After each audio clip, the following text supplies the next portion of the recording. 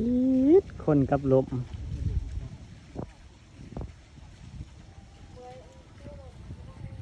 ผู้ใดเด้โดดจ้องมากลางพี่น้องโอ้ยคุณโคตรโคตรโคตรบอกแต่งโซ่ข้าวมาคิวประกอบเลือดแท้เป็นเพชรรัตน์แห่งมันเข้า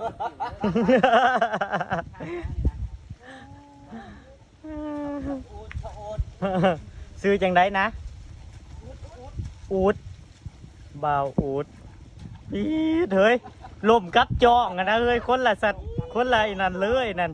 คนละฟิวเลยลมกับจองนั่นร่มกับคน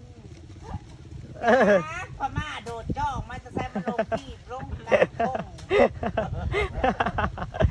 บัดจิวเราขมิ้นก็บรู้ไทยน้องบัวไทยน้องบัวไทยน้องบัวนี่คือไทยน้องบัว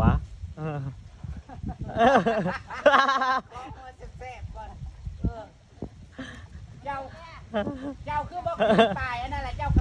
ข้าหอดเราได้นั่นเจ้าก็ต้องย่างโอ้กันยังก็บอกอามาลาดไปได้กินนั่นตอนนี้ก็ได้โดดจ้องมาพม่าหรือเขมรโดดจ้องเจ้าบาวุฒลงมากลางทงเจ้าลงต่ำๆดูเจ้าลงเอาลงต่ำๆดู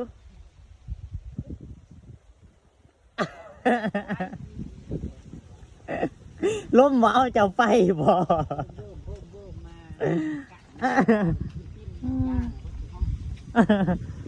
เขาบอกว่ามันนั่งหอนเลย